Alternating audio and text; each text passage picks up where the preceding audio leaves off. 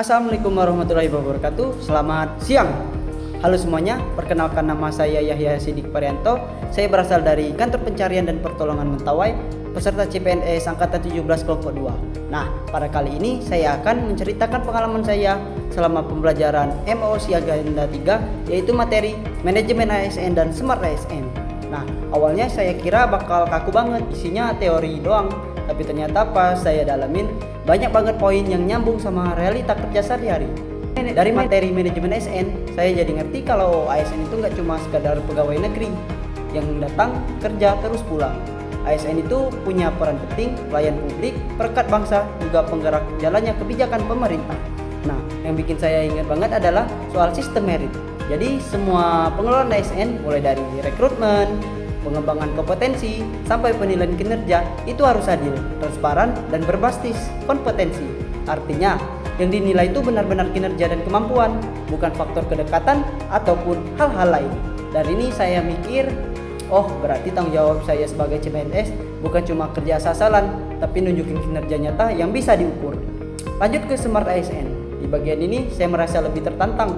Ternyata ASN itu masa depannya dituntut punya banyak skill. Ada 9 kriteria Smart ASN, mulai dari integritas, nasionalisme, melek teknologi, dan bisa bahasa asing, sampai punya jiwa entrepreneurship. Jadi saya mikir, waduh, ternyata jadi ASN itu harus siap bersaing, gak bisa jalan di tempat.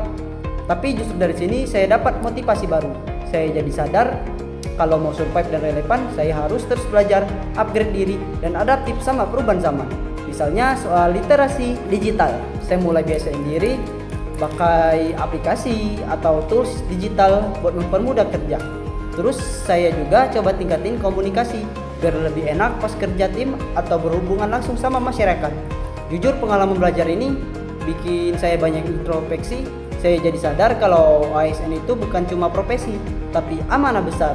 Bukan soal status, tapi tentang seberapa tulus dan profesional kita melayani masyarakat.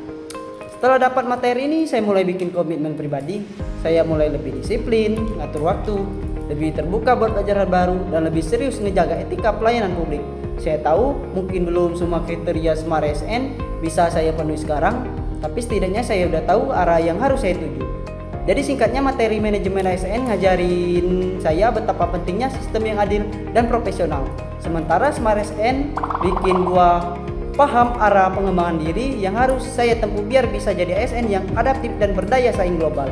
Semoga pengalaman belajar kali ini bisa terus jadi pegangan buat saya, gak cuma selama besar, tapi juga nanti ketika benar-benar bekerja melayani masyarakat.